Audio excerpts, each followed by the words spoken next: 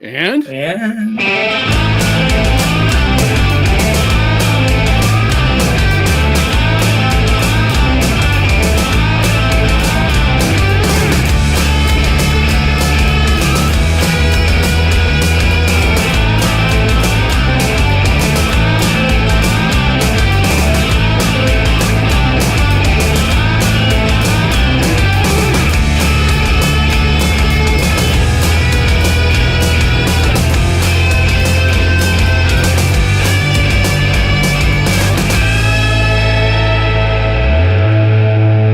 we will try to screw it up less next time, although we can't possibly screw it up as badly as the city is screwing this up.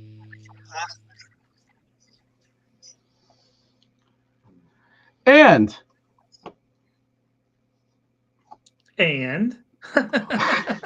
welcome to This Week in Worcester podcast. I am Tom Marino. I'm editor at This Week in Worcester. This is Mr. John Edward Keogh. He is executive producer at Managing Media. He is president of Hollywood Film Group. He is a contributor to This Week in Worcester. He is the co-host of this podcast. Hello, Mr. Keogh. How are you?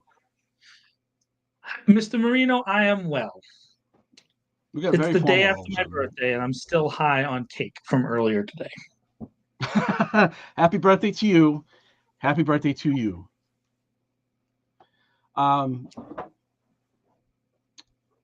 It's cold, and I'm getting irritated. I know that's the irritation part. Surprises no one. But like here we are. It is damn near tax day, and it's cold, and I don't like it, and I am not a fan. I got snow for my birthday. That's a first. I don't remember that ever happening in my lifetime. So, it is what it is. Yeah. I had to don the shovel yesterday, and I was very dissatisfied with my life at that moment.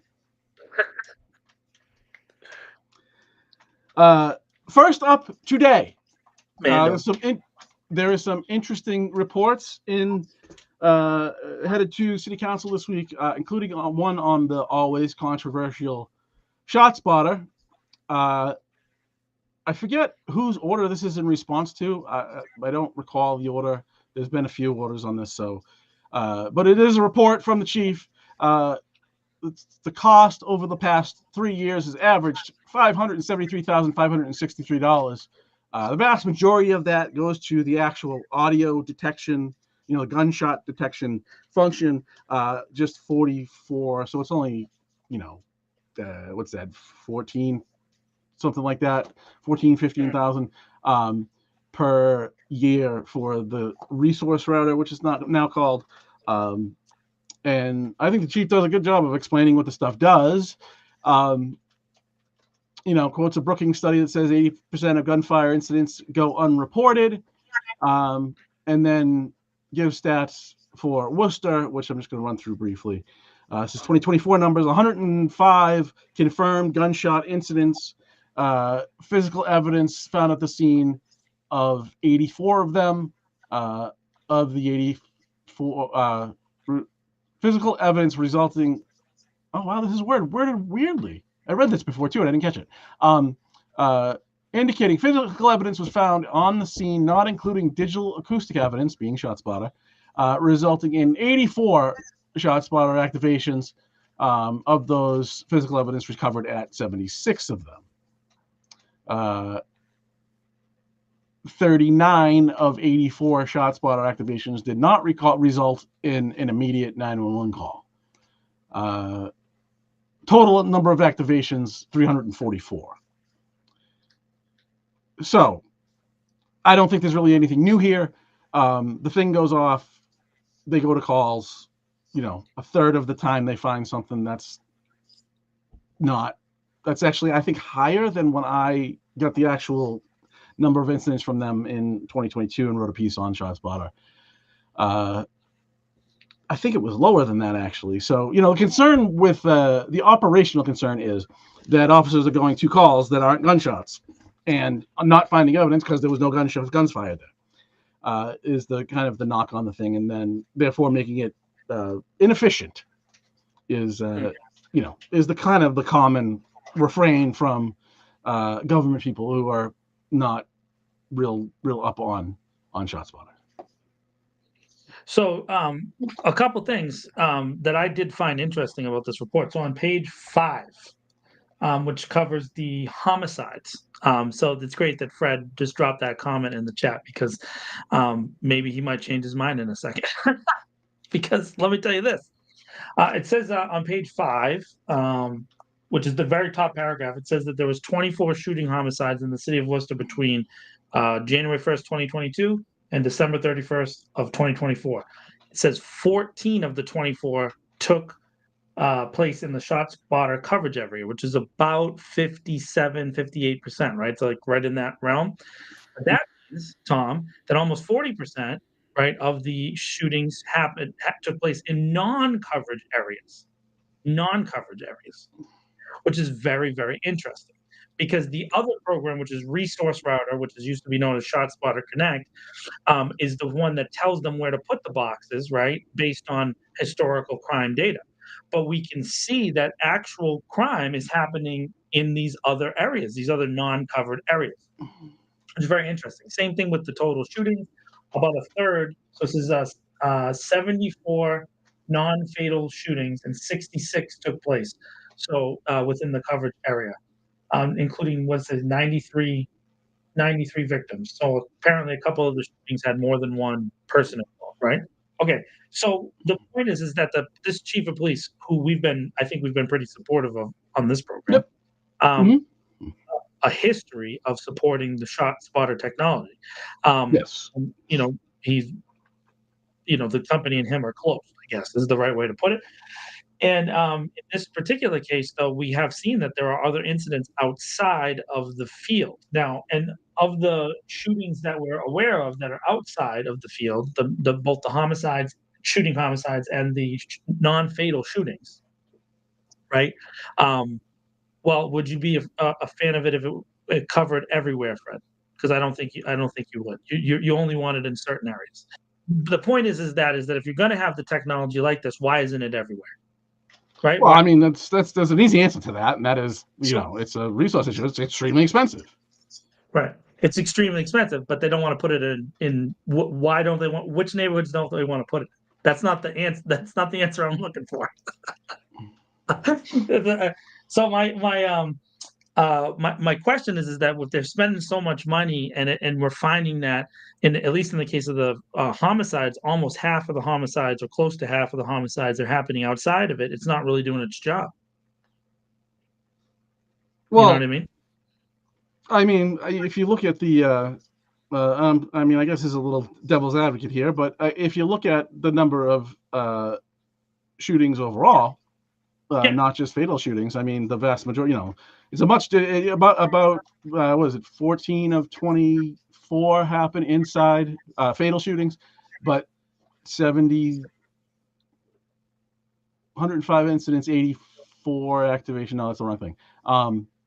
You just read it. How many? 84 ShotSpotter incidents that didn't result in an immediate 911 call. Also not what I'm looking for.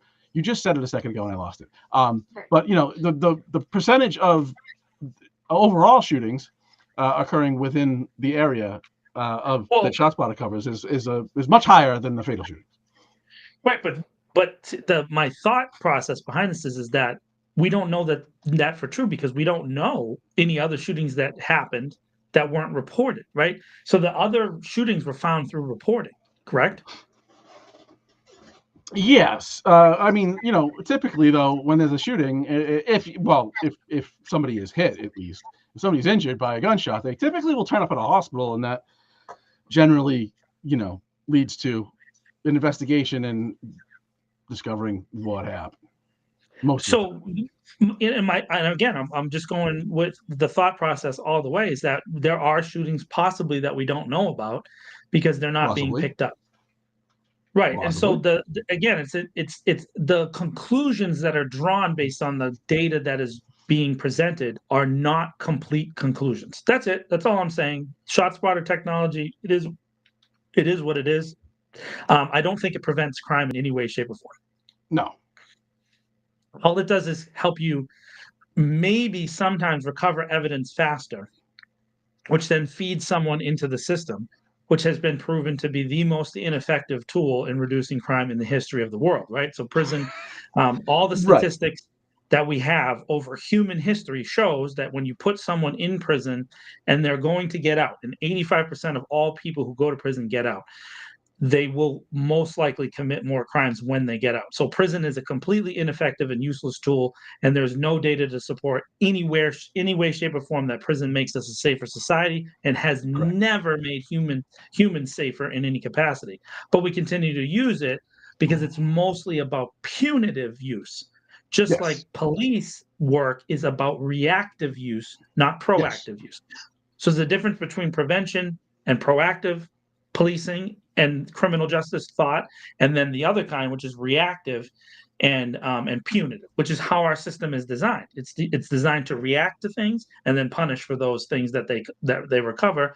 And so again, the technology might be good. Maybe it's good. I don't know. It might be incomplete. I'm not sure. But my question really remains is that when we're talking about these budget numbers that we're talking about, right? How much could 500,000? I guess 500,000 could only give you 2 more captains. You know. Right, I guess. And again, it doesn't stop any crimes. And so to me, it's No, it not a doesn't. tool to prevent crime. It doesn't lead to elimination of the act. It only allows us to record the act, and then that act goes into a data set that then proves that the coverage area needs to be covered, which is then a self-repeating cycle. So anytime there's a shooting in that cycle, but it's not stopping guns from getting into that cycle, Tom, right? It's not stopping people from using those guns to shoot. And so again, I that's my big question about this technology. Yeah. So 75.2%, my quick calculation here, of I just added shooting homicides and non-fatal shootings. Total shootings. Yeah. So which should be the total number of shootings that at least we're aware of. And oh no, that's wrong. So it's gonna be less than that. I did the math wrong. 66 plus 14 divided by 117, 68%. So that's 2/3. And I think it's 15 square miles that the shots, I thought it was in here somewhere, that Shotspotter covers a relatively small area of the city. So my objection to Shotspotter is more how many calls you go and people, police officers being sent to where there was no shooting, and how does that affect ability to respond, right? If something less serious but still serious is going on and they can't respond to that as quickly as they would had they not been, in theory, chasing a phantom Shotspotter activation, maybe that's an issue. The number of activations, though, you talked about a few hundred over a year, 344, I think it was. That's like, a little bit more than one a day. It's actually a little bit less than one a day. So, how much of a resource drain is that? In a bigger city, in Chicago, I mean, that's what the Inspector General found out there years ago, wrote a report on Shotspotter and basically said this thing has no operational value because we're chasing ghosts. And they determined that based on specifically how many times did a response to a Shotspotter activation find any evidence of a crime. The reality is, if that was happening at night and you didn't find any, shells, like there was nobody injured and you couldn't find gunshot shells at night, that's not surprising either, right? That doesn't mean they weren't there. Right. The thing that I have over the years come, I wouldn't say I'm in favor of it. I guess I have come to understand the Chiefs' affinity for it.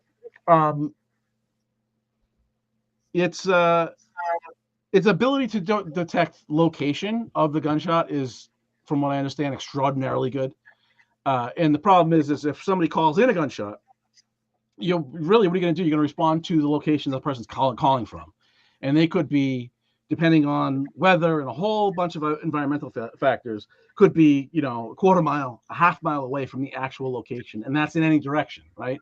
So somebody calling in a gunshot, unless it's like next to them, right? Unless they see it or they know it's right there, they could be calling in a gunshot. That could be, on a clear day, I guess, is the thing that sound travels better on a clear day. Could be up to a half mile away in any direction. And that's problematic, right? So if you're trying to figure out where these things are occurring, people calling in sometimes, again, unless they're extraordinarily close to it, can not really isn't really that helpful, because it can be anywhere. With this, it says, his report says that somewhere, within 100 feet or so, this thing is pretty accurate to pinpointing where the sound came from. And if there's someone there that's been injured, that's obviously valuable. Sure. It's not a question of whether or not the technology has any value. I think what it comes down to is the question of, which is it's in one of the questions in the chat. Where are the guns coming from? This technology doesn't stop teenagers from being able to have guns, right? And so if you go into those non-fatal homicides, the non-fatal shootings, I think in a different report, I think it was something like 80% of them were people under the age of 25. So I mean, that is a significant thing to know, that people under the age of 25 are still being able to access guns. The guns are almost never theirs, never family guns, almost always are guns that are illegal in some form, which is, by the way, a gun becomes illegal as soon as it leaves the legal possession of the owner into someone else's hand that doesn't have a right to own that gun, right? So now the gun is illegal. It's being used in a way it was never intended to be used. And so my question, how is it possible that, I'm assuming if you look at the 105 or whatever it is total, right, 108, that it's at least 108 different guns, right? Maybe there's a couple cases where there's more than one gun. I know I've seen some arrests where they've had 5 or 6 or 7 guns, but let's just say it's at least 100 guns. That means there's 100 guns that are illegal in their origins to get into the hand of the person using it, that are making their way into our kids' hands. And so how is that possible? And where are those coming from on a regular basis? And why do they make their ways only to realistically, it's amazing how they consistently make their ways to inner cities, right? So it's crazy. Another little one in the chat is like, most guns are ghost guns or stolen. So it's interesting how the stolen guns seem to go to the same place, though. Isn't that weird? Isn't that interesting how they all kind of end up in the same general vicinity of an urban center? Because these numbers are not reflected, Tom, at all in towns, right? They're just not. I mean, it's consistently that the numbers within urban settings are massively higher compared to just the immediate surrounding towns. Like, and you can take a town like Shrewsbury, or a town like that is kind of similarly situated to Worcester. Obviously, it's not as urban, but it is almost directly attached to Worcester. Their numbers precipitously drop. So it's like it's a magical stolen gun barrier that appears on Route 9 and it just hovers over, and somehow the guns don't make it across the Shrewsbury. And so those are things that I think about a lot. And again, I don't see that this technology has done anything to eliminate the sources of guns. And according to the numbers that we see nationally, the amount of guns continues to go up. So how is that possible, right? Why are we seeing more and more and more? Yeah, I mean, that's a fine conversation to have, but I don't think that really has anything to do with ShotSpotter. It's there to detect gunshots, right? And to enable a more rapid response. It generally does that, I guess. So if it gets them closer to the gunshots and it gets them closer to the guns, how come that information is not leading to a prevention of the guns being in the hands of the people anyways? Right? Aren't the police supposed to use that information? Right. I mean, so it's a tool in the hands of the police, but it's not leading to its final conclusion. The final conclusion should be, we need to find the sources of the guns. And we're not. We get arrests all the time of kids, all the time, Tom, of kids. But why are we not getting to the sources of guns? Why does that not happen? And there's the national argument that everything comes from like other countries, but that's been proven to No. not true. If you look at the Bureau of Justice Statistics and you look at their reporting over the last 10 years, the guns are almost all of domestic origin. It's something like 95, 96%. And those numbers have never changed since they started that reporting in the late 80s under Ronald Reagan, right? So those numbers have been consistent now for almost 45 years, that we are seeing consistently that these guns that are used in these shootings are domestically created guns, including the ghost guns, including all this other stuff. They're all built here in the United States. So they're not coming from Mexico. They're not. In fact, if you want to go even further, go down to Mexico and you look at their own government's statistics. The number one source of guns in Mexico for the cartel crimes and their crimes is the United States. They get almost all their guns from the United States too, because the United States is far and away the number one leading manufacturer of arms, munitions, and it's not even close. We're number one. And I think the last time I looked at it, it's on the ATF's website.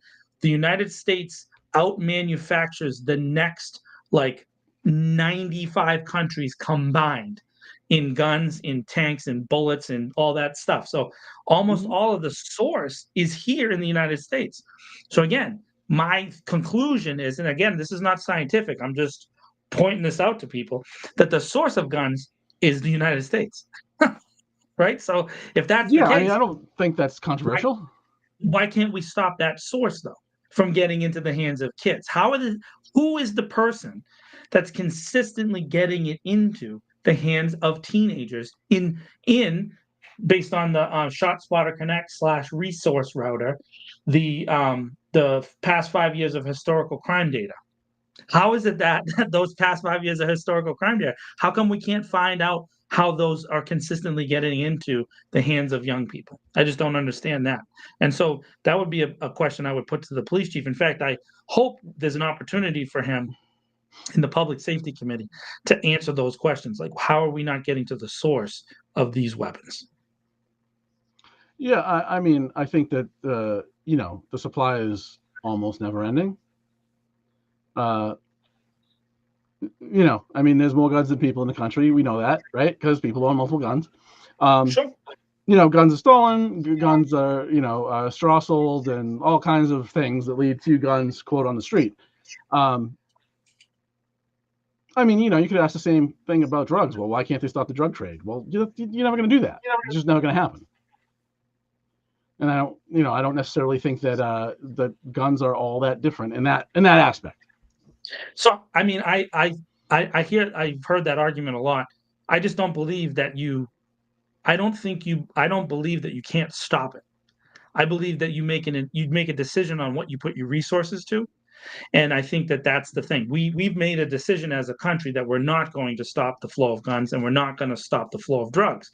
And it's based on it's a policy decision.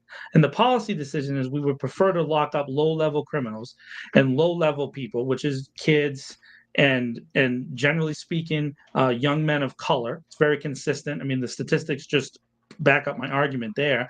We prefer to put those people in jail than we would to put away the people that really truly do the work, and so that are making an impact from a leadership perspective. There's this book I read many years ago. I don't know if you've ever read it, called The Tipping Point by Malcolm Gladwell. Have you ever read this book, Tom? I haven't read it. I heard of it. Yeah.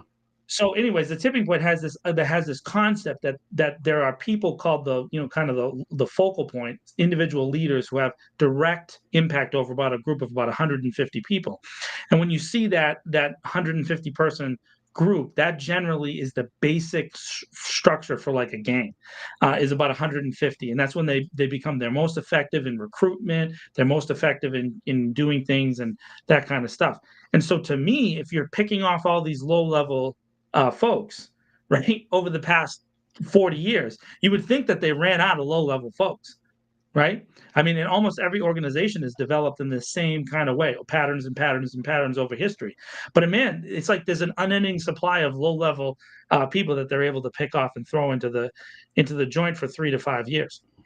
And so in those 3 to 5 year sentences, which are consistently the same sentence structure that exists, whether it's in Massachusetts or the other 49 states, usually gun possession starts at about 2.5 years and goes up to about 7, depending on what state you're in. Those crimes, when it comes to the recidivism rate, is close to 90%. 89% of people who have been arrested for a possession crime commit another crime within a year of their release, at almost 90% level. So to me, this would be the thing to target. Eliminate gun crimes, and you probably eliminate a wide swath of recidivism, thereby reducing the cost of prisons, allowing you to spend more program on reentry things and things that help, deal with mitigation and other kind of prevention. But they don't by policy. That's my only thought. I mean, I'm not sure that that's 100% accurate. I'm sure that, to some degree, there's a slice. How big is debatable, but there's a slice of it that may be that. But I mean, look, it's really simple. Catching people that fire guns is easier than catching people that sell them. It's that simple. I don't agree. It's a decision. That's really where I'm at. I agree that it's easier now because the policy is leading to, we're going to focus on the kids that shoot versus the kids that sell the shooters. And again, it's a policy decision, and the policy makes it seem like it's easier to do one versus the other, but I don't agree. I think that if you made the targets the higher level people, you'd catch more higher level people. Well, I mean, I'm sure that they'd love to do that. It's just, when you're dealing with somebody that sells guns maybe for a living, it's understandable that providing information about that person when you're going to be out in 3 to 5 may not be the best thing for your long-term health. So it's interesting because you know what the number one source of paperwork on informants is in the state of Massachusetts? The police. So it's interesting that the kids who then would give information are then put into prison and then tortured in prison because the police provide information about them to other criminals. So it's interesting, Tom, that you say that the number one source of information, which is human intelligence, would be cut off by the very agencies that would need it the most to find the people that sell the guns. Interesting. I mean, I would have to see some more evidence to get on board with all that. But yeah, sure.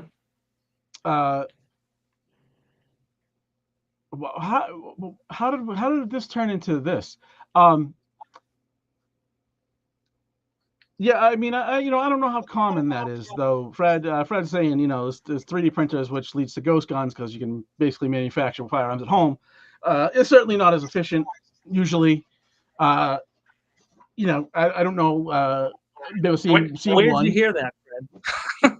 No, I mean this is a thing. They're selling designs. You can buy designs on the internet.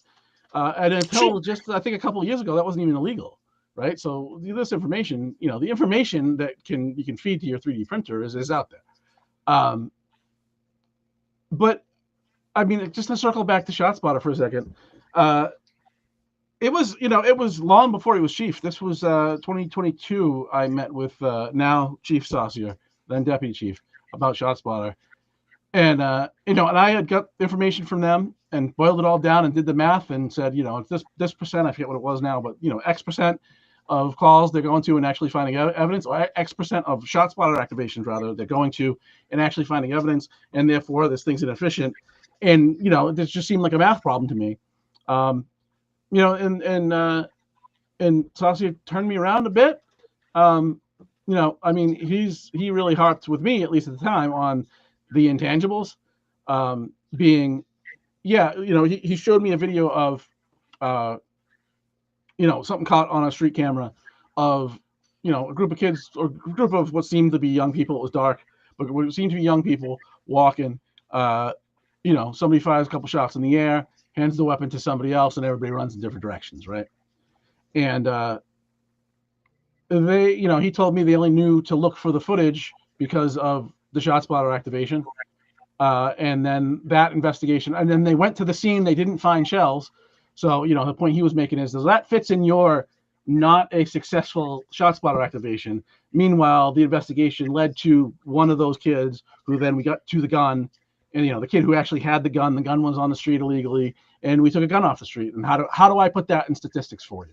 Was kind of his position. He was nice about it, but that was the gist of it. No, and I went, huh? I didn't really have an answer. But I do have an answer, because all he did was put a kid in jail. That's it. That's all it did, is put a kid in jail. He took a gun off the street, but as you said, there's an unending supply. So that one gun off the street didn't mean shit, right? Because there's still more guns on the street if there's an unending supply.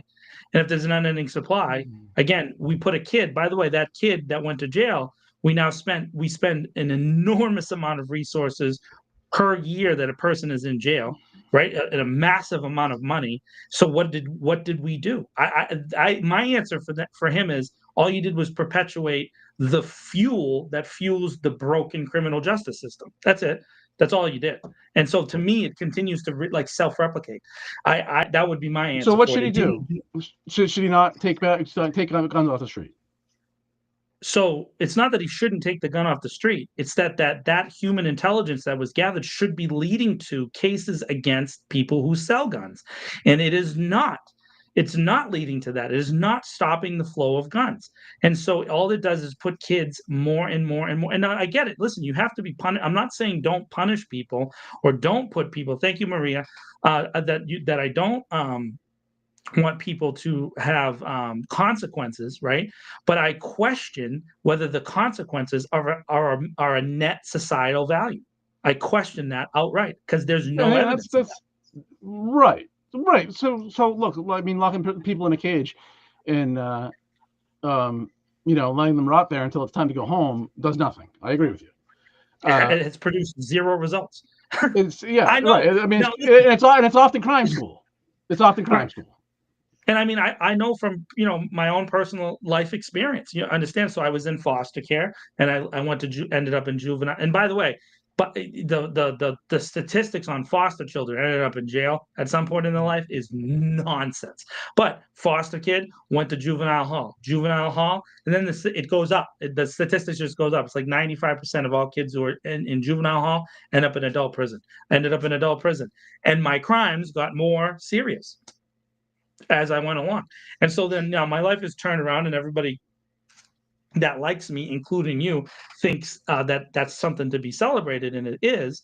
But there was no police intervention that stopped me from committing crimes. My natural life cycle did, because generally speaking, people over the age of 30 commit much less crimes. So this gets us right. So this gets us into, I guess, if you insist on talking broad strokes, this gets us into that's not the police. The job of the police is to go get people who have committed crimes. That's it. They don't prevent crime. The idea that they do prevent crime is absolutely absurd. And anybody that thinks they do, I mean, unless you happen to be unless an officer happens to be in a place where a crime occurs, which I'm sure is a very small portion of the total work that people in the police department do. Their job is to go get people that have committed crimes. They don't prevent crime. They're never going to prevent crime. That is done by other things, mostly education and access to resources. And I'm with you on that. But they have on their wagons, it says protect, right, on all their vehicles, to protect and serve, or to serve and protect, or some version of that.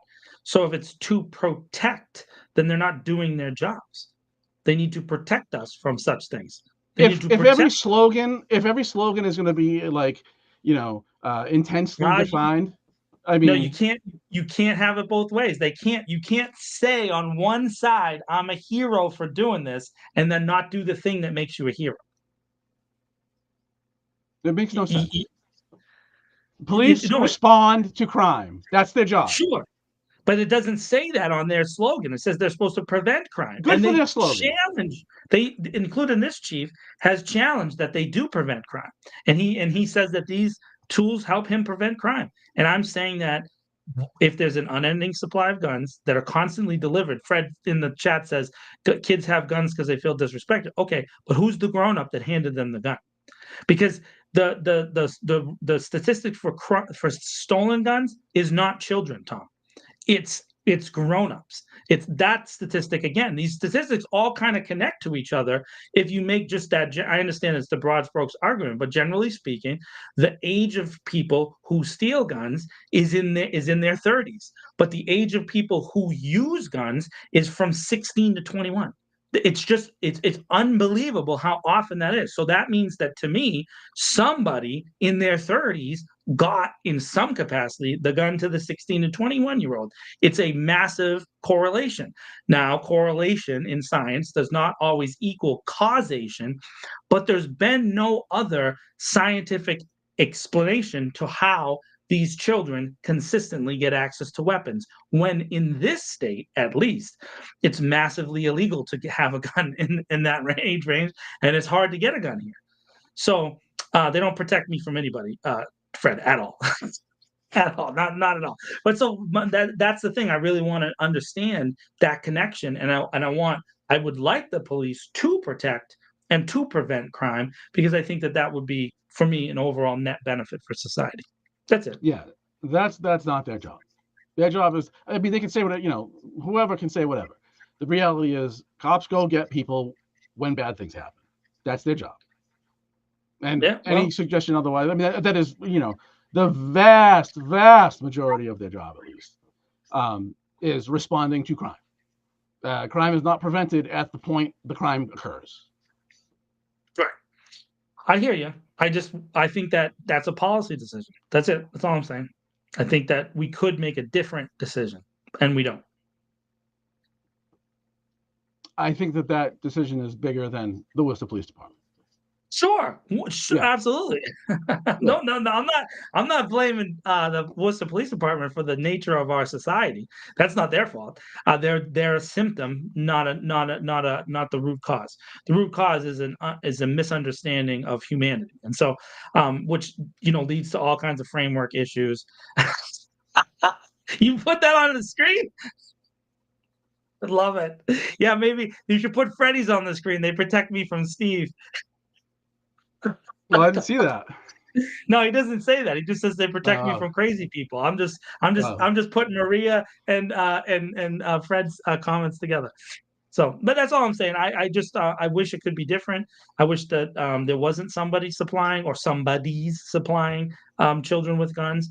I appreciate that the technology, and I also think that the technology, again, it's so Fred just said the same thing that you said.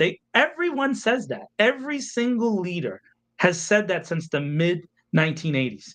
It's impossible to stop illegal guns from coming into the state. It's impossible to stop the flow of illegal guns. You can go back and look at every attorney general since like 1982 has said it's like a mantra. We can't stop the flow of illegal guns. We can't stop it. But the illegal guns come from here. They come from here. By the way, if people forget, right, there's actually a gun manufacturing facility right here in lovely old Massachusetts. There's a gun manufacturing facility. Yeah, I mean, so it did not come from out of state. But the overwhelming, the vast majority of guns were once legal. Sure, that is true. But isn't it amazing, Tom, that how many people who have illegal guns get their guns stolen? It's amazing. It's amazing. Now you're probably onto something. So, wow, that's amazing. The last thing on Shotspotter is they also put the contract ends April of next year about this time, April 5th, 2026. There will probably be a fight over renewing that contract, and the fight against it will likely fail. I don't know who's going to fight that on the city council, because there's very few that would stand up against it. There's a couple. There are. There's a couple. Yeah. And then the other report, I mentioned there was two reports. This one's very quick. It was a report on hate crimes in 2024, which was 9, up 4 from the year before. But 2022 was 16. So, last year was actually below the 5-year average. None of them, I don't believe, were involved physical harm to anyone. That's what he said. Yeah. And so, and there was a range of different, different targeted people. Everybody saw a school was spray painted with some nonsense. That's included.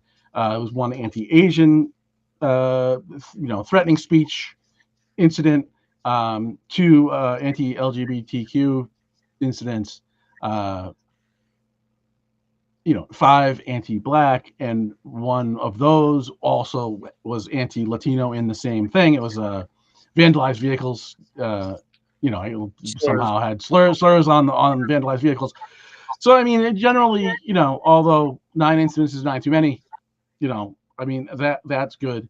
And just in case you were not aware, the definition of a hate crime in legal language is that a crime committed with a clear any criminal. I'll just read the definition: any criminal act coupled with overt actions motivated by bigotry and bias, including but not limited to a threatened attempt or completed overt act motivated at least in part by racial, religious, ethnic, handicap, gender identity, and sexual orientation.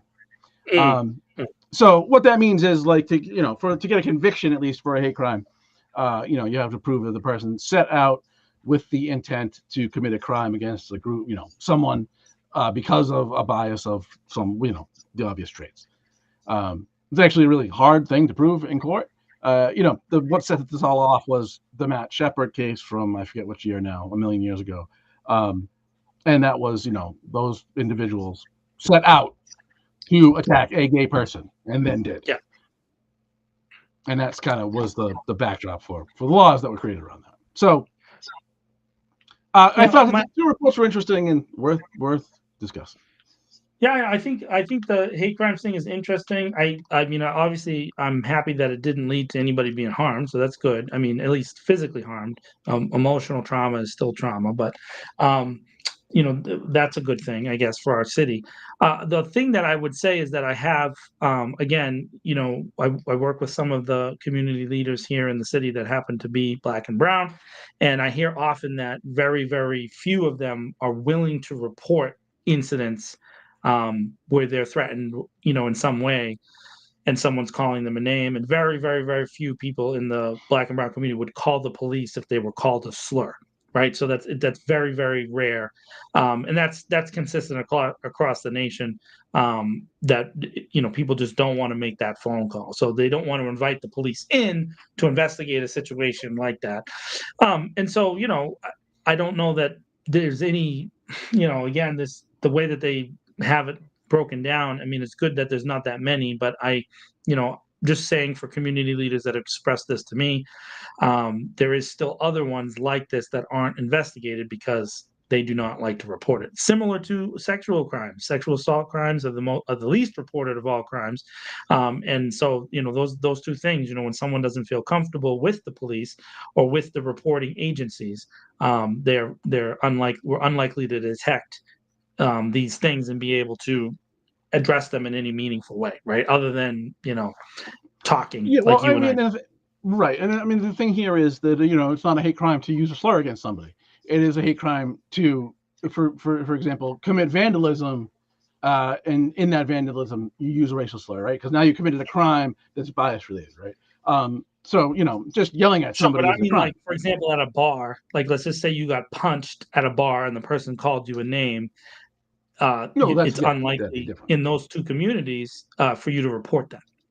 So you know what I mean, and I'm not saying anything against the bar owners of the city of Worcester. I don't want anybody to come spray paint me, but generally speaking, the bar owners, it's to their benefit not to have a lot of police officers come to their bars. So it's very unlikely that a simple fist fight, or someone is punching one person, it's going to lead to a police report. It's unlikely to happen. So again, I'm not saying, and by the way, I'm not saying that Worcester bars are wild and they're, No. I don't think anybody thinks that. But it's just important to understand, though, that because there was a fight and somebody used a racial slur, that doesn't necessarily make it a hate crime. Because what you have to prove in court is that they were motivated to start that fight because of a bias. I would reasonably conclude that there is very often that underlying motivation in certain simple assault kind of spots. Yeah, for sure. For It sure. happens. It does not get reported, and it probably never will. But that stinks because then what you end up having, and it is very true now in the city of Worcester, whether people like it or not, the bars, the nightlife is very, very segregated, and so it just is, right. So there are Mhm. Latino places, there are African American places, there are even within the varied white communities, right. There's Irish bars, Italian bars, Albanian bars. There's a couple Greek places, and then there's LGBTQ places too. So it's just not when you go there, if you're not of that place, you stand out in the crowd. You just do. It just is what it is. And so, I mean, that's probably the result of, though, a history of hate crimes that we don't have detected, right? Like, people are uncomfortable, so they kind of gather with their own people where they feel more comfortable. So, Yeah, I mean, it's pretty classic tribalism, right?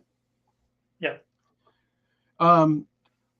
Also wanted to mention, sort of police related, the Public Safety Committee of the Worcester City Council will meet It's having a on meeting. Tuesday. That's surprising enough in its own right. We'll meet on Tuesday at 5 p.m. before the City Council meeting, just so they can be time boxed in, and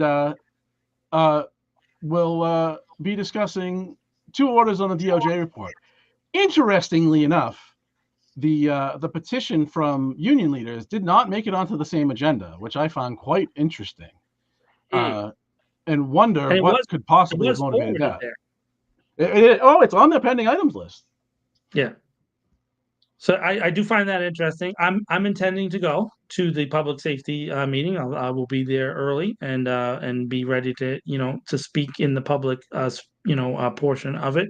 The city manager is supposed to transmit a report to the public safety committee, and I intend to bring up a contention that we've talked about many times with the public safety chair, that their legal reasoning for not committing police oversight is in fact incorrect, and that is that they're not allowed to tell the city manager what to do in relation to people that he employs, and technically the city manager employs all municipal employees. Oversight, and I think meaningful oversight, happens just when you're having a conversation, right? So thinking, talking, saying whatever to people about stuff leads to thinking, talking, saying to people about stuff, right? If we talk, it's more likely that things are going to be transparent. And so having public safety meetings on a regular basis, and one of the components of those meetings be related to the police, also gives the chief of police, who I think can articulate these things very well, an opportunity to talk about these things. And I think that is really mostly the most important part of any of these reports, which, generally speaking, now you have stopped hearing that they are baseless. I noticed lately that a lot of the online claims have removed the word baseless, because in just with the DOJ report. And what I find very interesting about that report is also has praises in it for this chief of police and in the reforms he had already instituted when the investigation was underway. And so that means if you say it's baseless, that means that those praises are wrong too. So I've noticed that I've seen a lot of the public commentary change. The word baseless is no longer there. And so that's interesting. I think we should talk about that. And I'm just excited to hear what it is, because I think that this might be the place, barring an election of an inspector general, which is kind of something that you've talked about, Tom, a citizens review committee of some kind. And then I actually found this in Idaho.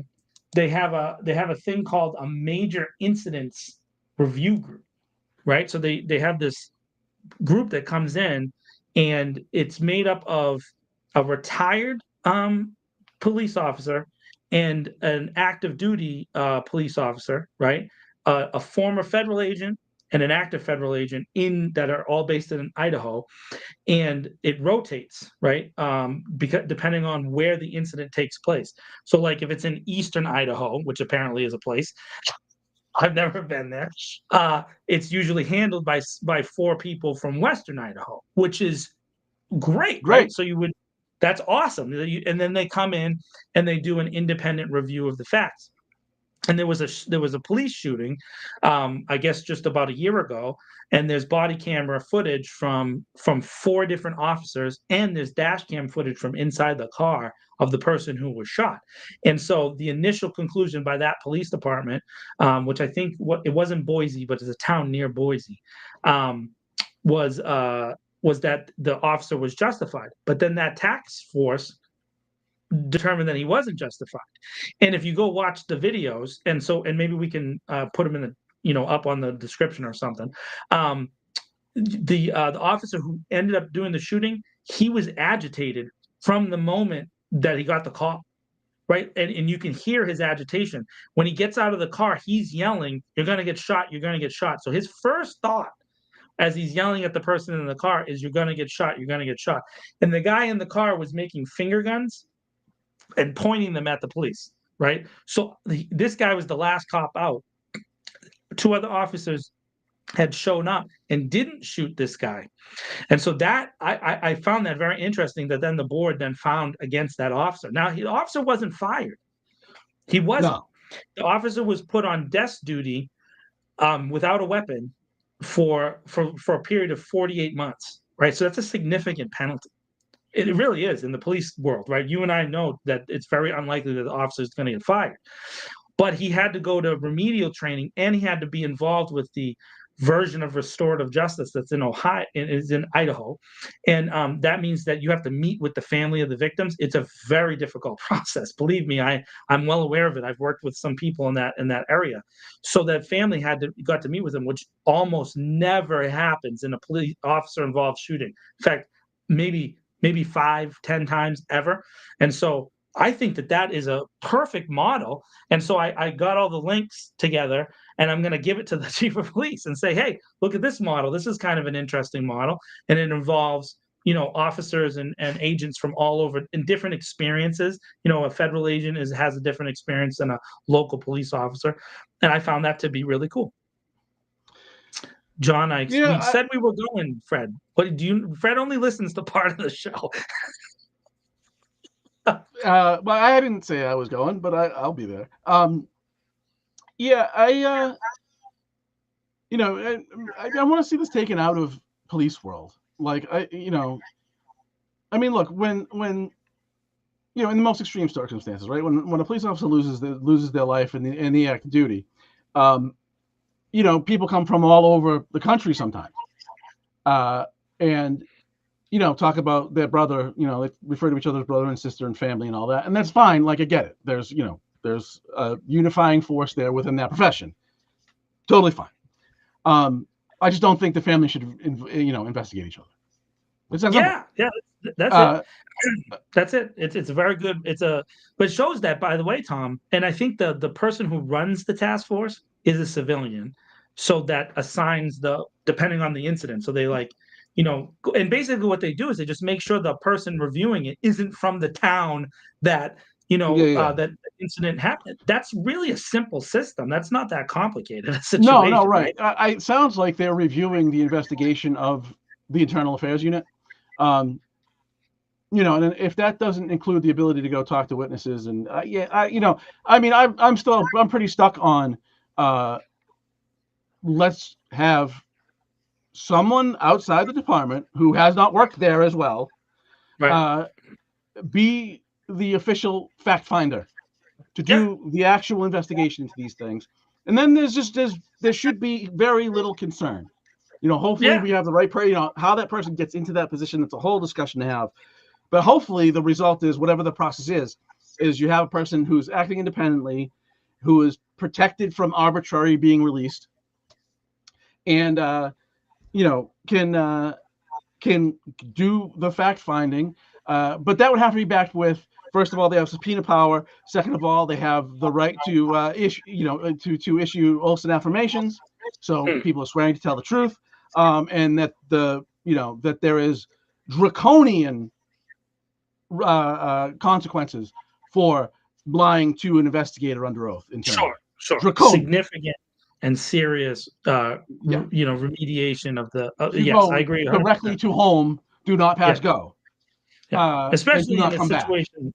So, and now reviewing the reviewing so I watched the video, and they have it restricted. You have to get a password from the Idaho State Police and to watch it on their YouTube. So I did.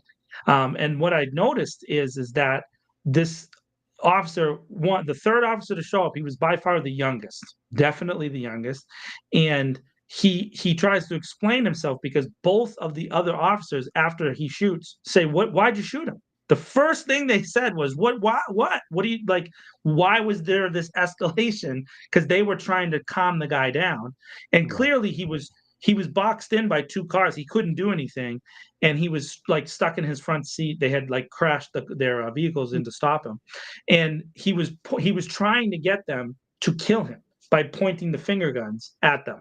So that there's at least by two of the officers, a clear identification of a person in mental distress and who couldn't get out of his seatbelt. So if he did, try to get to a weapon or something, and he was lunging at the windows with his fake finger guns, the third officer didn't respond in the same way as the other two. And so I think for me, one of these things is not like the other, right? You want to look at the anomaly. Always look at the anomaly and say, why did that happen? And there's a phrase that Chief Sauce has been using a lot in some of his different public statements, and he keeps using this word training defect, right? So if you see an officer like walking around with his hand on his weapon, that's a training defect, right? They're not supposed to do that. They shouldn't be constantly engaging with that level of violence if they're doing their jobs correctly, right? So I think that's an interesting conversation to have, and I think that's where the Public Safety Committee here in the city of Worcester could really engage with this chief and have an open community conversation where we're talking about this kind of stuff, right? Just like you and I are talking now. But we both know that's not going to happen. Well, sure. I think it goes back to what I said, my public statements, your public statements, the things that we've written. Again, I believe that this chief is the right person if given the correct tools. And so how do you give him the correct tools? I think that we have to continue to maintain a consistent level of public pressure on the chair of and the Public Safety Committee in general to give him the tools and say that clearly. Because I think people get up there sometimes, Tom, and just say nonsense, right? But there has to be something clear that says, hey, you are stopping this officer from having the best tools available to him to have better public safety results. That's it. That's all we're saying. And then we have to articulate it clearly, right? So you and I think we both take a different group of things that we focus on. And I think there's other community folks that I see consistently doing the same. I think if we continue to do that, unless the world ends on, right, and everything changes and we have to fight off Nazis, unless that happens, in hand-to-hand combat too, by the way, that's what I heard. Everybody has to learn how to be a ninja. So the apocalypse is the Nazis come back and fight us hand-to-hand? Yeah, zombie Nazis. That's exactly what it is. Oh, we can't. Call of Duty can't be right. So what I'm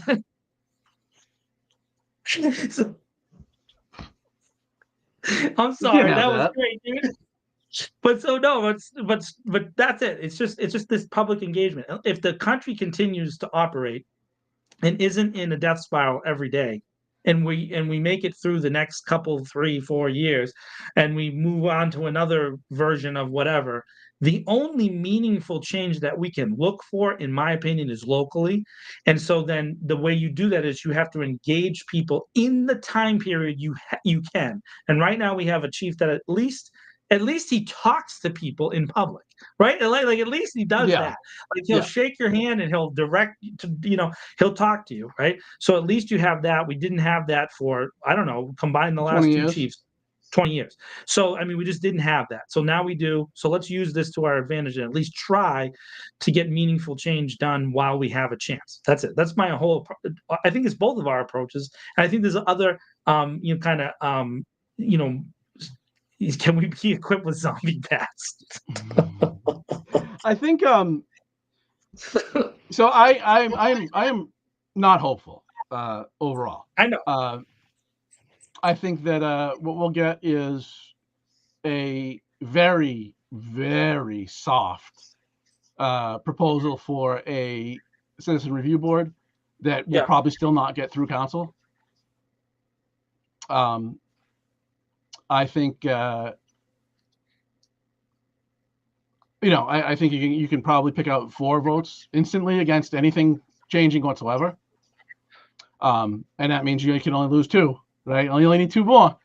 I think that and the Public Safety Committee and mostly the chairperson. Can you put that last comment up? Which one? The last one that's on the top, right? Where is my Mr. Nathan? Mr. Nathan saving us from zombies? Yeah. No, I will save you from zombies. I think there's going to be concerted effort to keep everything, to basically hang this chief out to dry. Yeah. And stick him in the same failed system and expect him to fix it all by virtue of, him being better than what we've had. And he is far better than what we have. Don't get me wrong. I think everything will be better. I don't know that it will be good. It will be better, but better's not good enough. Right. We need good. And that's not going to come, without, and, I've said this before. If you're an internal investigator at the police department, how much pressure are you under to find a way to get to know? There's nothing wrong here. I mean, nothing. And it doesn't even have to be overt pressure. You just feel it by virtue of being in the building. It's stupid. Not only take police departments out of it, no government organization, maybe no organization ever in the history since humans stopped walking and started settling, have anybody police themselves effectively. It's never happened. It's never happened, and it's not going to happen here. Yeah. And if we don't have that, it's not going to change. And by the way, I think that we see that we even see this in the kind of maniacal approach to things right now at the federal government. That's kind of just ultra speed approach to reform. That's what they're saying. But when Rand Paul is saying, hey, maybe we should have hired an outside attorney to do this stuff, you know what he's saying? He's saying that they're in the family, right? So what you end up having is there's a view of any corruption that happens to be attached to someone who had a Democrat attached to their name or maybe donated at some point in their life or were appointed by, and you're not actually reviewing anybody else. By the way, for those of you who are of the Republican, flavor, there are a lot of the career civil servants that exist in our country were actually appointed by Republicans. I don't know if you knew that. In fact, each president appoints a slew of those positions, over the course. And obviously, the federal government has expanded over the year. And many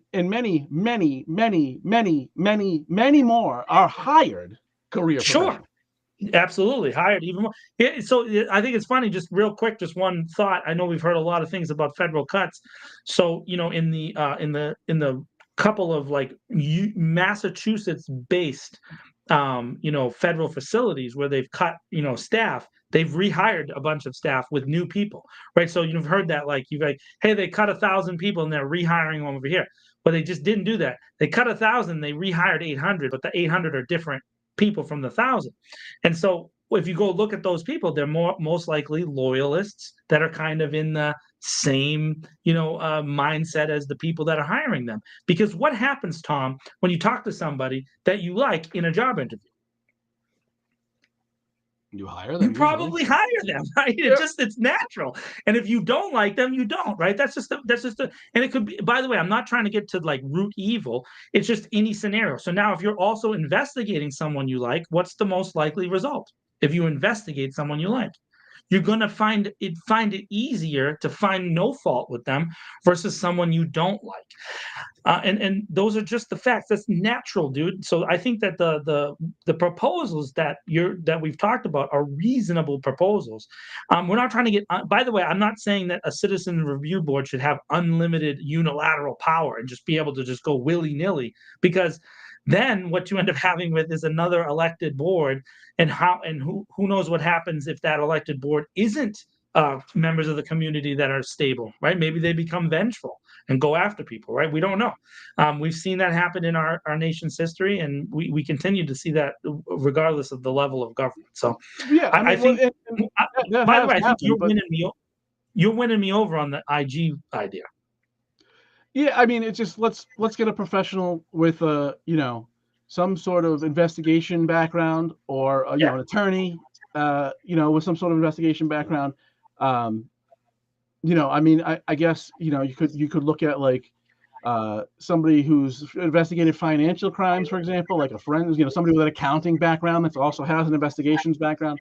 And I don't propose this to only be for the police. This should be for government as a whole. This should be the Office of the Inspector General. It happens. It happens in other cities. It happens.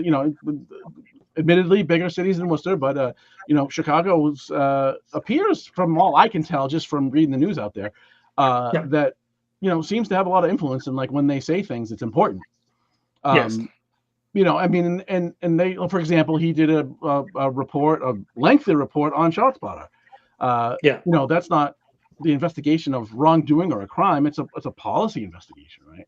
Yeah. It's looking at the practical effects of the policy of the city elected officials, right? Does this tool actually do what it's supposed to do, and how is it effective in our city, right? And so it is largely waste, fraud and abuse, to some degree, but it would not only be about the police department. It would be about contracts and a host of things, right? And of course, in my view, would be primarily would look at allegations of violation of civil or human rights, instances where there was assault, and that would be any city employee, and the victim in the scenario being a city employee or a resident, right? That's what they would do, right? And also do like the ShotSpotter. ShotSpotter is a good example. But would look at other policy. Could look at 25 miles an hour, for example. Is there any effect, right? And they would do this, a broad-based looking at all the data, and come to an independent determination. Independent determination. I just want to say independent one more time. And if they come to the same conclusion, then that's fine. It's the point is that you've just taken it. What's wrong with clarity? There's nothing wrong with, especially in a major incident. And I think that that's important. I like you would want them to review all the things. And it's a good idea to review things just in general. Obviously it's tax season right now. So, I'm in the middle of reviewing taxes for 3 companies, right? I got a bunch of papers I got to go over. And then tomorrow I'm meeting with Leanne to go over those papers and make sure that I'm doing them right? Because why? It's always good to have some more review, right? Because what if I make a mistake and we end up having to pay 10 grand more in taxes than we're supposed to, right? You don't want to do that. You're trying to, and not only that, if you make a stupid mistake and then you get audited, you end up spending more money having to pay for the audit than you deal with, actually filing. So just do it right the first time by review. Review and reconciliation are always good things. And I just think the more that we do that in all these different areas, the more likely we'll have a healed society, a society that really cares about each other because we believe in each other. And there's not this level of distrust because we don't believe we can trust the results. Well, right. And I mean, I think that probably nothing, if you really break it down, in the end, it is bad internal investigations, not just here, everywhere, that has really harmed the public perception of the police more than anything, because you're dealing with situations that are being investigated and they're finding, oh, that's fine. And then we all see a video and we go, what do you mean that's fine? There's nothing about that's fine. And then they get into telling us we're too stupid to understand. And it does more harm to quote anti-police sentiment than I think anything. So why not just not have them do that? No, then they have no horse in the race, right? They're not investigating. They have nothing to do with the investigation. The witnesses or whomever's accused and etc. provides information. It's done outside the police department by, again, somebody independent. And then there's at least more. There will instantly at least be more faith that these things are being looked at objectively. If you remember, and I know this is a touchy case, and it's been talked about ad nauseum, but the George Floyd situation, the officer who was, eventually convicted of murder, Derek Chauvin, that case was sent to another county. Right, they sent it to a complete other county, a complete different jury pool. Well, the state took it. The DA didn't Yeah. take it. The state AG took it and assigned it to one of Right. his prosecutors, and they did it in another county. They did it The in trial another was held county, in right? another county. And they moved it, and then when they impaneled the jury, I believe it was secret impaneling, right? And they basically created a firewall, and I'm almost 100% sure they were sequestered, and so they were firewalled against influence from either side, right? Because the pressure in that case to get it right was so important. And if you go back and watch, there's like a video of the jurors afterwards, like interviewing them, and the key component on whether or not he had intent to kill had nothing to do with their former interactions. That was a big thing in the trial. The fact that they didn't like each other, that there was a potential common girlfriend, all this other stuff. The thing that made almost all the jurors convinced of his guilt was in the video towards the end of an excruciatingly terrible thing to watch. The other officer says the officer's first name. He says Derek, twice. And you can hear it clearly on the audio. And that, which was, that was the cell phone, the footage that we've all seen, right? Most people. That 2-time call from his partner or a fellow officer, and he didn't stop, was the thing that made most people believe that he was truly intending to kill him. But that took an independent, massive review by 12 people, and I think there was a bunch of alternate jurors in that specific case because they went above and beyond to find the result that we all could know by gut. But even though we knew it by gut, we needed that final resolution for justice, I guess, to be served, right? And so then, since then, there's been calls by multiple groups for that case to be reviewed. And almost always the pushback is with that little chunk of video, which, by the way, we wouldn't have gotten without an independent source, because it was an independent person who captured that video. That's really what it comes down to.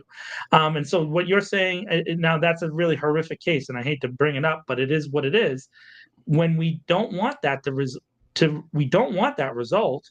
We want to stop anything like that from ever happening, and we want prevention in this case, and prevention comes from independent fact-finding. Independent fact-finding is always a preventative measure, and it should continue to be. And I will believe until the day I leave this earth that if it were not for the much maligned, very destructive protesters, they would have cut that man loose.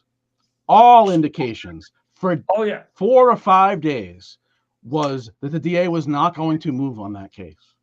That's correct. And then their city was, 2 square blocks or 3 square blocks of the city was on fire. And suddenly he changed his tune. Yeah, because it's just and by the way, if you go back even further, there was many attempts to get that video taken down. Yep. Right. Many attempts, and so because the video was inflaming people, because they saw the same thing that we all saw, but the facts were the facts, right? That wasn't modified. That was available that day. That was available, and so in fact, that shows the power, I think, of the crowd to effect change through documentation. Right? And I know that's a very dry approach to what happened, but that's really what happened. The crowd documented something and then continued the documentation, as you said, through pressure. And that's the only thing we've ever seen be effective here in the city of Worcester. Sustained public pressure leads to incremental change, very small, but that's the only thing we've ever seen be effective here in the city of Worcester is sustained public pressure. Yep. And so yeah, you can disagree with the tactics of protesters in Minneapolis during that those first days, but if they didn't do what they did, I firmly believe that he would have been back on patrol to do it again, and he would have done it again. Yeah. If And he had done it I mean, before. He'd done everybody similar loves things before. everybody, right? Everybody loves to talk about, oh well, they want to beat on the dead guy because he was a human being and had flaws, plenty of flaws, by the way, like most of us. But nobody wants to talk about that was a bad cop who should have been off the street a long time ago. Yeah, I mean hundreds of incidents. And we're not talking about someone who had like 5. We're talking hundreds, which is insane, insane stuff. In our own external review of the police department, we don't have an officer with that record that we've been able to find. So I mean, to those who hammer us for being anti-police, we're not saying you're anything like that guy. That guy was an above and beyond. Should never have had a job. But he did, and the job led to a murder. So, it is what it is. Yep. Let's get to we get to some fun stuff now. And just lastly, and his partner stood there while it happened. So yeah. What he should have done is put a bullet in his head. Yeah, even though that partner said that the 2 things, he let him do it. He didn't stop him. He did not stop him. Yeah. At the very least, he should have taken out his baton or his pepper spray. Maybe his firearm, because the man was trying to kill somebody. Yeah, in front of him. Yeah, right. For 9 minutes. Right. I believe it was 8 minutes and 27 seconds, wasn't it? Yeah. Just a quick side note: if you have not seen Dave Chappelle's, it's called 826 or 827, whatever the time was. It's available on YouTube. He did it during pandemic. I think on his own property in Ohio. It's absolutely amazing, and you should watch it. Riveting. It's amazing. It's amazing. Yeah. It is the stuff of goats, quite frankly. Sure. And I am not putting him over for the comedy connoisseurs. No, I am not putting him over Pryor and Carlin. Calm down. Lastly, you had some stuff on. All you said to me is planning board and development and chickens. So yes, you go. Development and chickens. So I went to the planning board on Wednesday because there was a citizens petition related to chickens, and then I also read the agenda, and I saw some interesting developments were up for discussion, right? And I'm not going to talk about all the developments. I'm just going to talk about one. But I went to the planning board started at 5 o'clock, and I ended up there until almost 10 o'clock. It was over 4 hours. And it was a marathon session because a lot of the developments that were there for final site plans, which means the next step is getting building permits, right? So there was a bunch of people there. So there was big presentations, the lot that's across the street from Polar Park, that guy was there. He had redone his plans and rebuilt a bunch of stuff that was interesting. And for the vast majority of the plans, the developers had done everything that the planning board had asked them to do. And so they got pushed on to the next level. There was one particular project, though, that stuck out to me, and you may or may not have heard about it, but it's the Grafton Woods project. And the Grafton Woods project is up on Grafton Street near the Roosevelt School, right? And this is one of the worst traffic scenarios in Worcester by far, is when that school gets out of school, because the parents park on Grafton Street and jam, and then they park where the Fish Mart is, and it's just a big trouble, and there's lots of arguments. It's been a ton of trouble in the city of Worcester and for those neighborhoods for many years.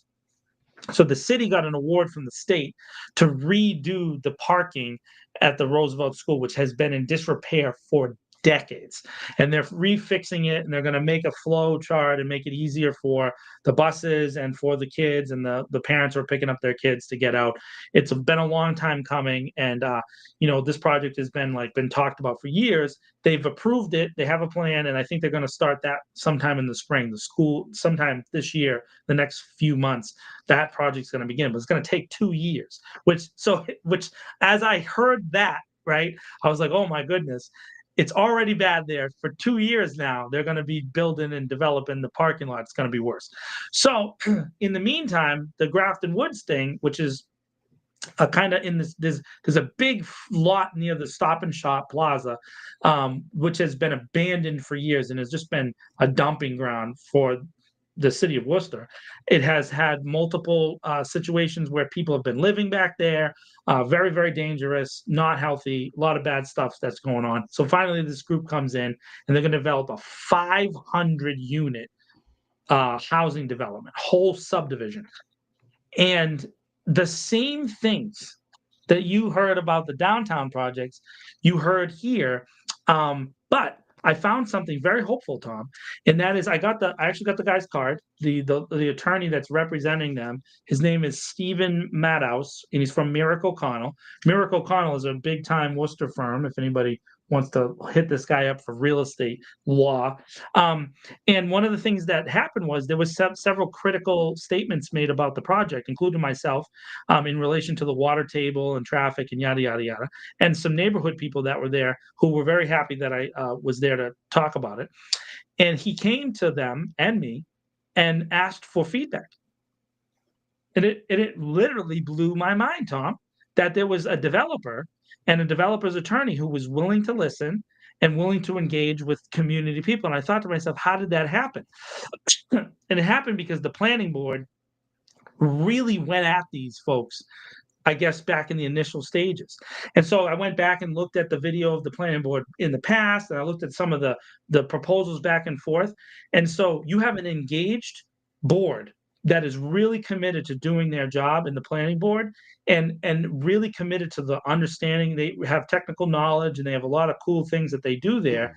They're super engaged. And I have to say that I was kind of proud for a moment at the way that they got this developer to listen. That's it. They were just looking for him to listen. And then he said at the end, basically it came down to a sidewalk needed to be taken care of. So there's a dirt road there, Pine Hill Road, and that Pine Hill Road needs to be paved over. It's been a dirt private road for a long time. And the planning board, the chair of the planning board said to the developer and the attorney, this planning board will be very receptive to you finishing that street. Which was basically saying these plans, when they come back to us, need to finish that street, right? Which is what he's saying. Right. But that's clarity in government, right? That's clarity. That's a good thing. So that was a really good thing. So then at the very end of the night, the chickens came up, and this is when then you get the reversal, right? So you kind of get the negative thing. So the chickens were sent to the planning board by the city council because the city council doesn't want to handle the chickens. We have multiple councils who are just outwardly anti-chicken. I went there to talk about the numbers. There's 71 cities and towns, including Boston, Cambridge, Brockton, Springfield, that have chicken ordinances already in place. And Boston, if you want to look it up, you could go look up Article 89.9. Article 89.9 is the chickens. It's one page, Tom, 500 words total. And it handles the entirety of having backyard chickens in one page. It has a single page application, and it sets up a very healthy way to deal with it and for people to be able to do it. You can't even apply to it, though, if you don't have the standards. So you don't have the coop the right way and the feed the right way and all these other things. You got to do Boston, isn't it only in certain areas of Boston, too? True. It's all in certain areas, so it's not in some of the ultra high, like high density scenarios. Like you can't have 25 chickens in an apartment building, for example, right? So if you go to Boston, where the Academy Homes projects are, if anybody knows Boston, Academy Homes is one of the larger housing developments in the city of Boston. You can't have them there, but that's because there's so high density, there's no way to keep them and have them clean. But you can have them in triple deckers that have a certain square footage backyard, right? You can in certain areas. And so that's what their ordinance kind of handles. So what the planning board's feedback is that the city council wrongly sent it to them for the third time since 2021, which is amazing. So the planning board knows this, that they do not have standing to create an ordinance in the planning board, which is what the city council sent them. So this goes to Tom's argument, which Tom has articulated this now for almost half a decade, that the city council does not have its own attorney and doesn't have the ability to write its own law to then be reviewed by the city council, the city manager. What it does is it has to ask the city manager to ask his lawyer to write an ordinance to come before them for them to vote on. That is the status of our current city council.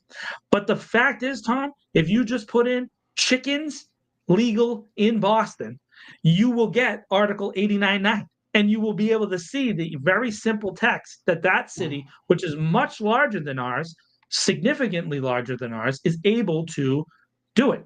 And Ted, you're right. It was to buy time. It's to not be responsive to the people of Worcester.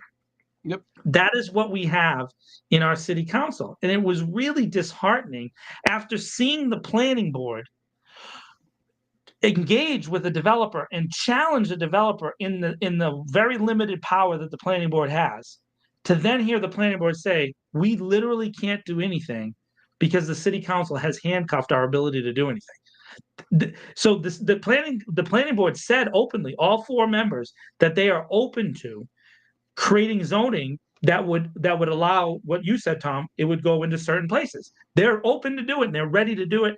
And one of the planning board members, Albert Moynihan, is ardently pro-chicken and has already written out the ordinances that would be needed within the zoning ordinances, which is the only jurisdiction that the planning board has. He's ready to implement them when the city council sends a new law to them. Their ordinance, yeah. For their stuff.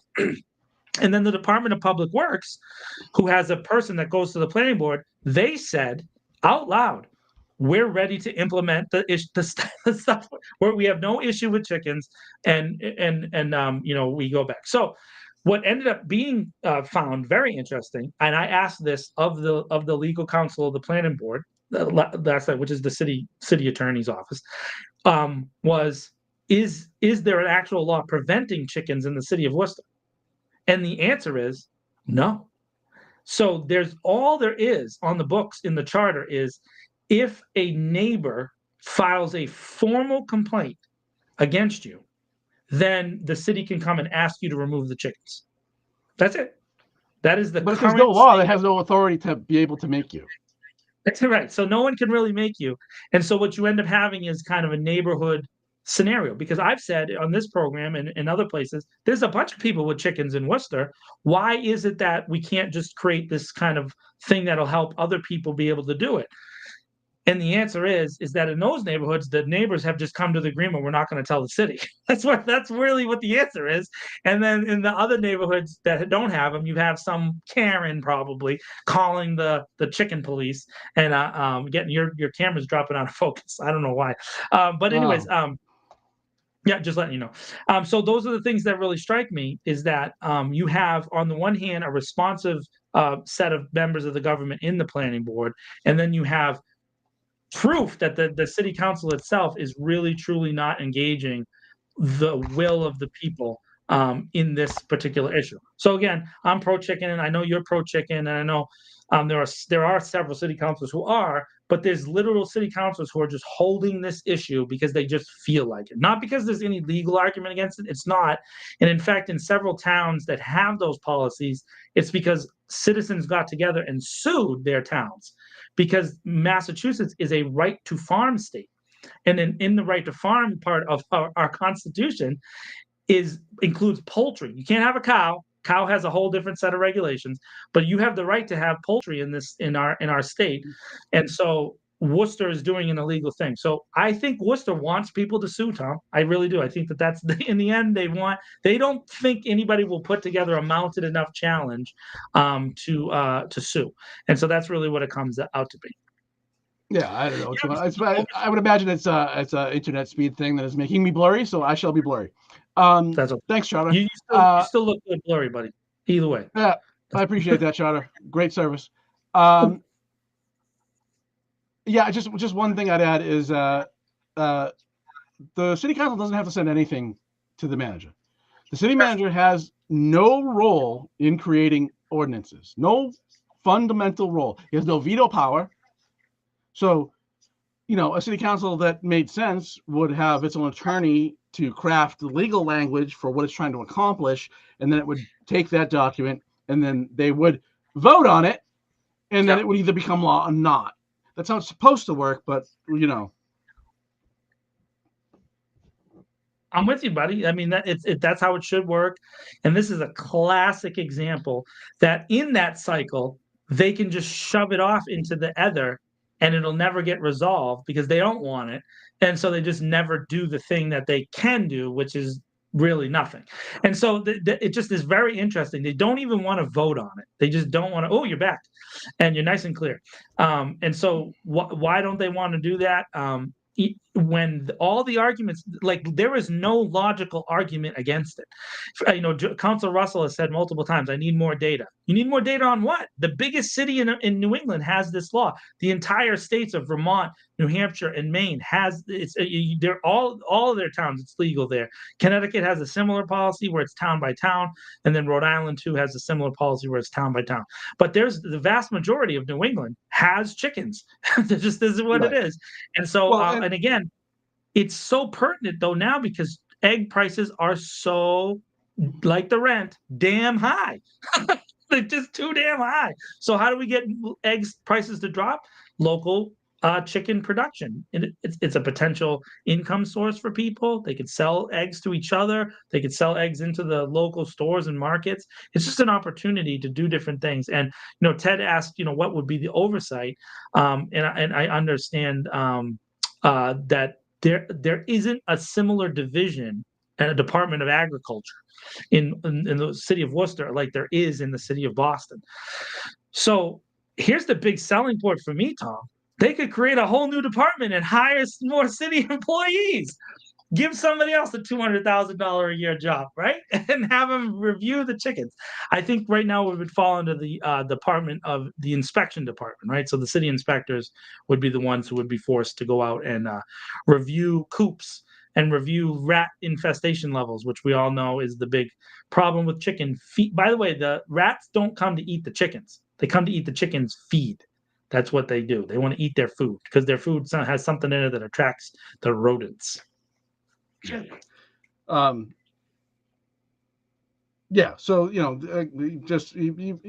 touched the nerve, of course. The idea that our elected officials go to an appointed official to facilitate their core function.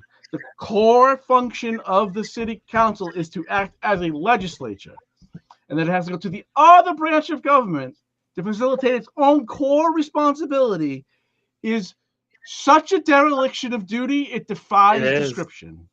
It does. It's very bad.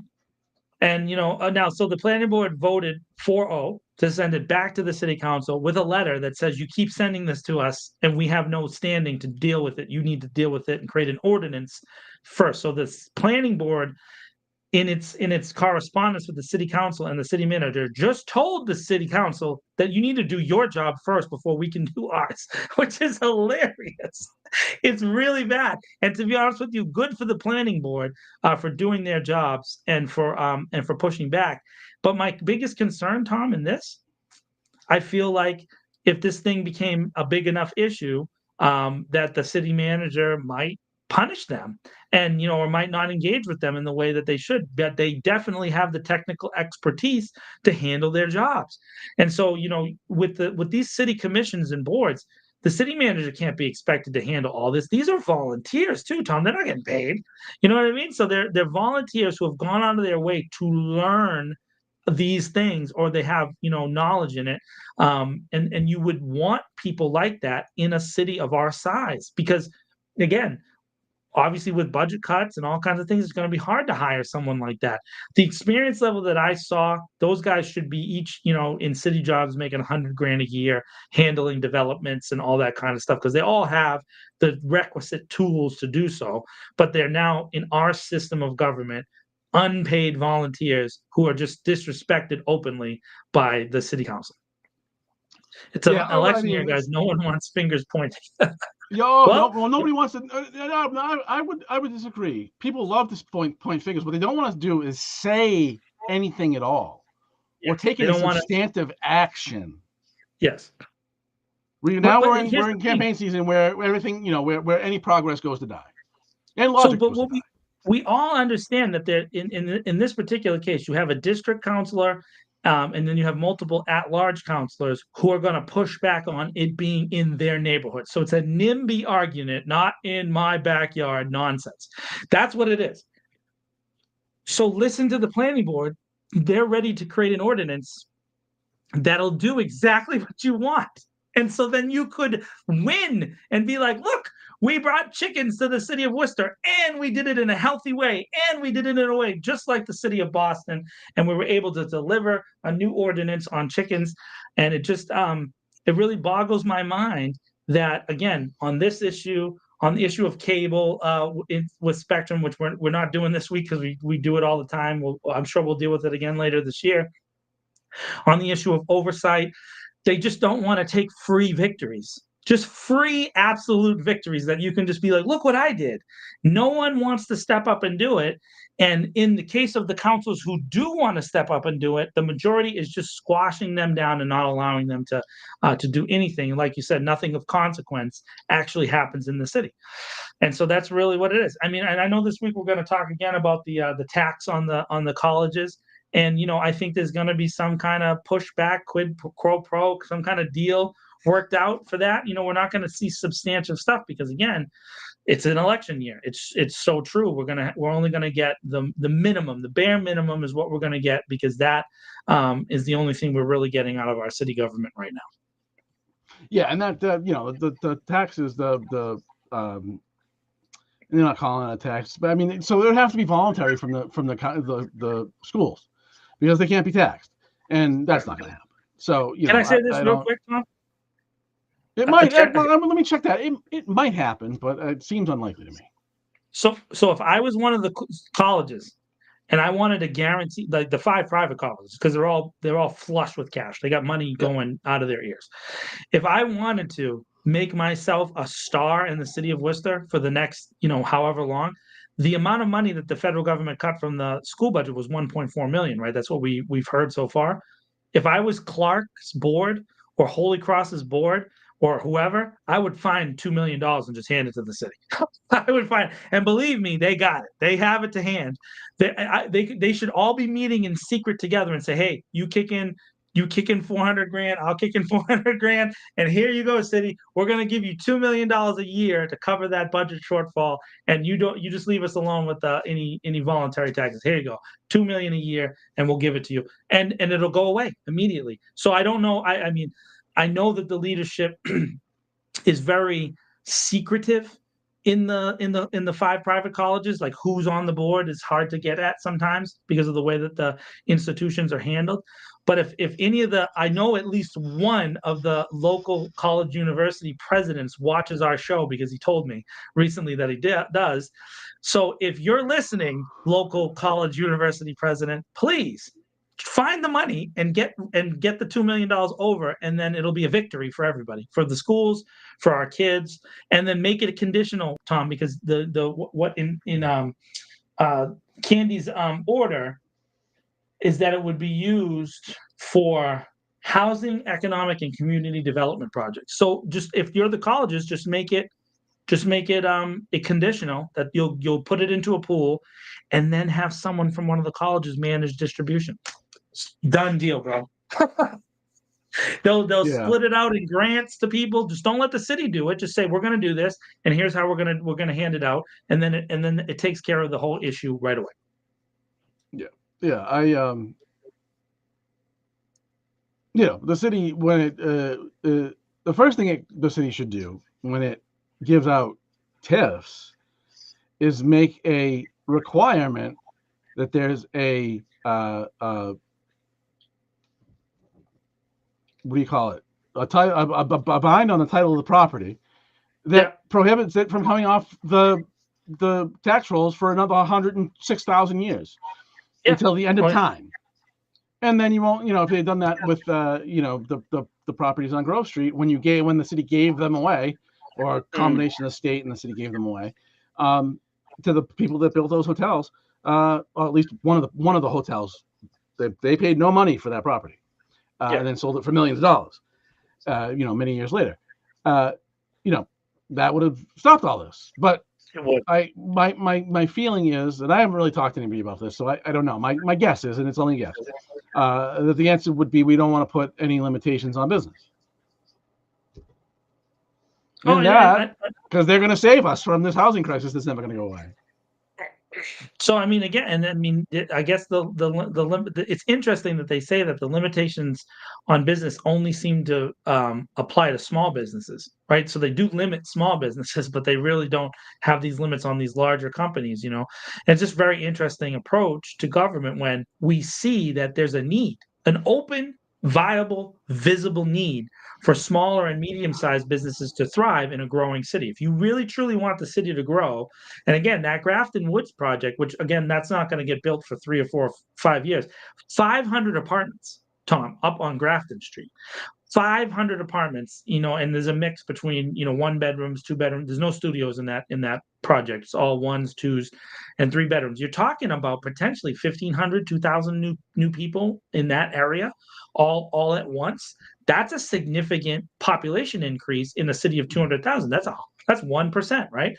I mean, that's a big bump. And so, to me, that kind of thing behooves us to say, if we're going to grow and continue to have projects that increase our population, wouldn't we want to have policies in place that would help invest back into the smaller businesses and not just focus so much on the big businesses, which these policies always seem to benefit the bigger companies. That's it.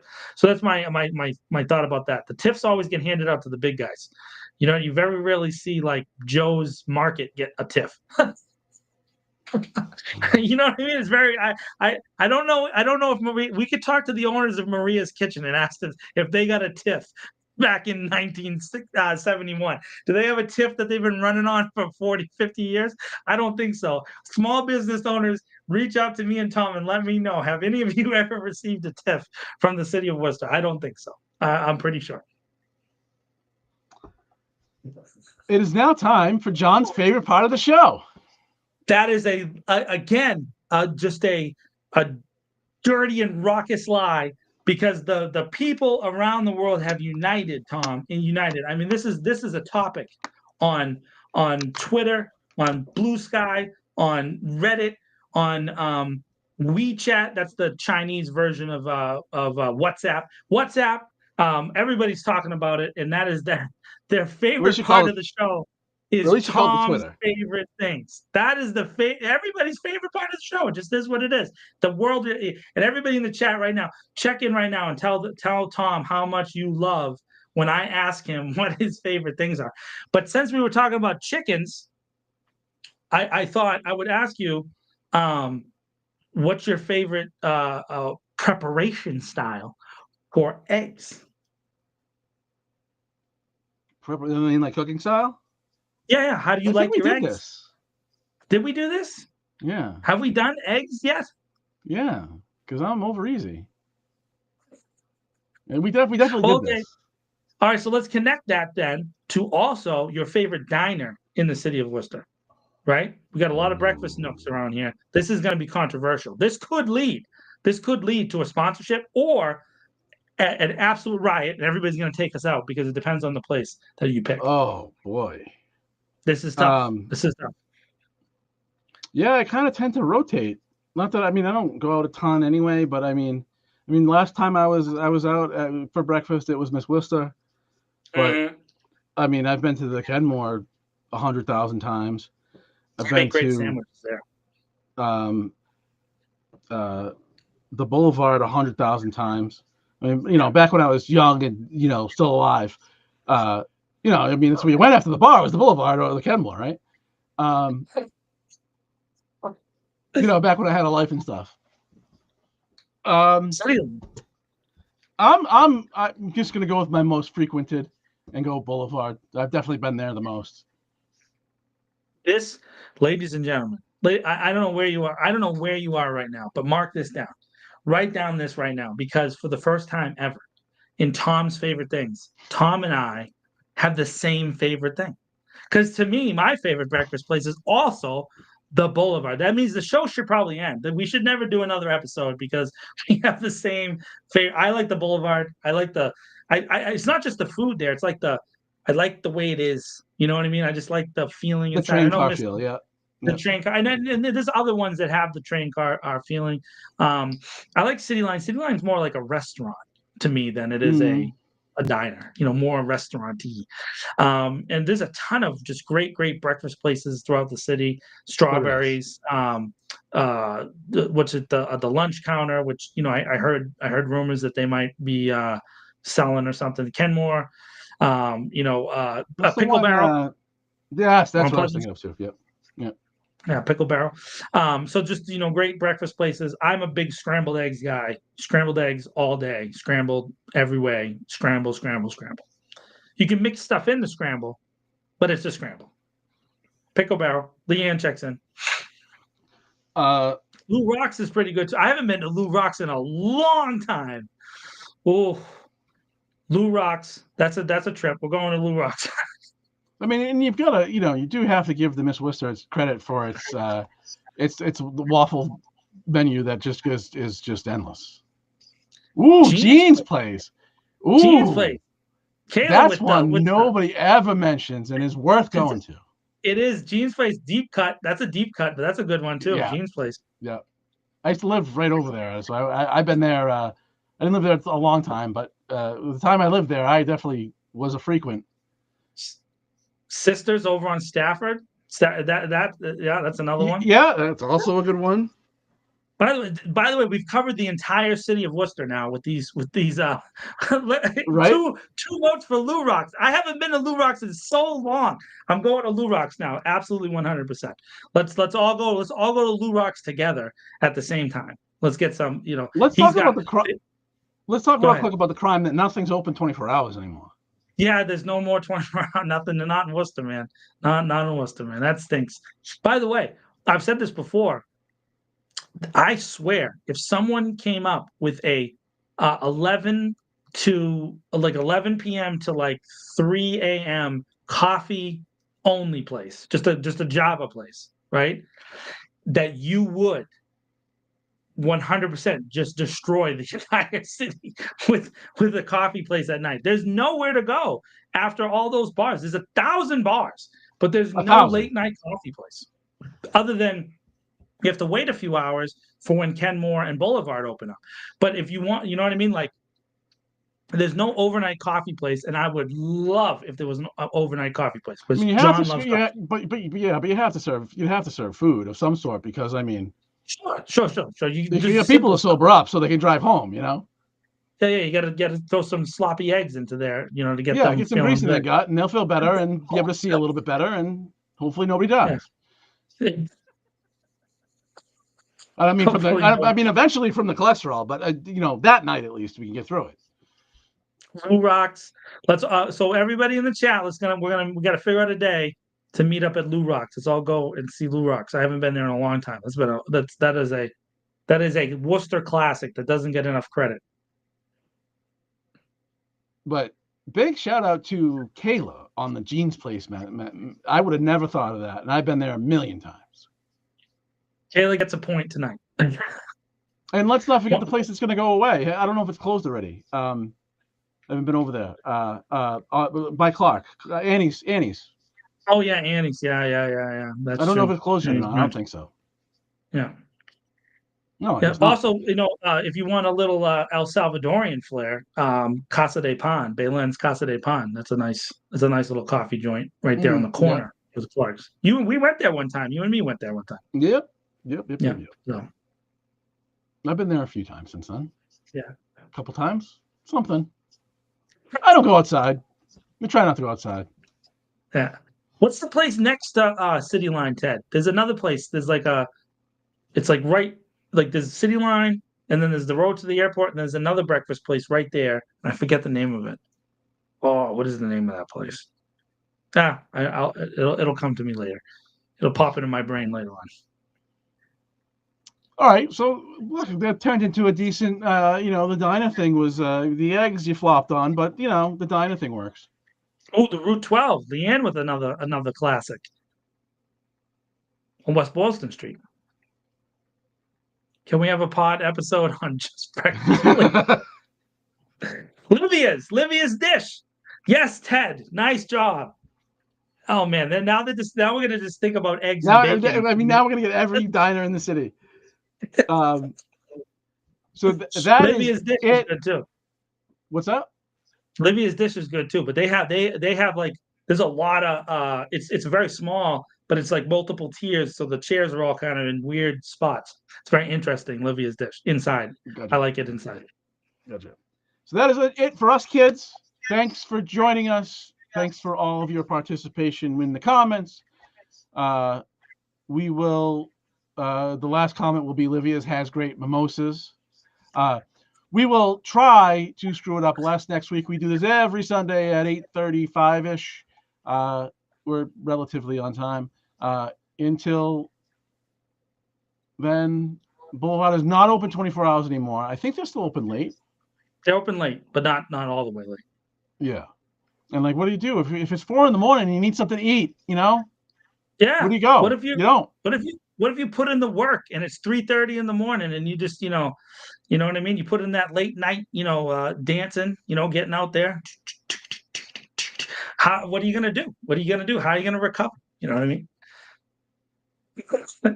Just so everybody knows, Tom was a big time club guy back in the day. Big, Yes. huge, especially the Latin clubs. Big time in the Latin clubs. You know what I mean? He was rocking it out there and all of the dancing the bachata with all the ladies. I don't think they appreciate stage dives at the Latin club. I'm not sure, but I don't think they do, and that's where I was. And for you kids who've never been to real shows, not the stage diving you're thinking of. Well, that's 24 hours on the weekends now. I did not know that. I did not know there were 24 hours on the weekends. Oh, that's going to make me go to the Boulevard more often. All right. We need to get out of Diner Gate. So we'll try to screw it up. We did. We will try to screw it up less next week. Please join us again, 8:35 on Sunday. Have a great week. Bye, everybody. And show up on Tuesday at City Hall at 5 o'clock if you can. 5 o'clock. Public safety meeting.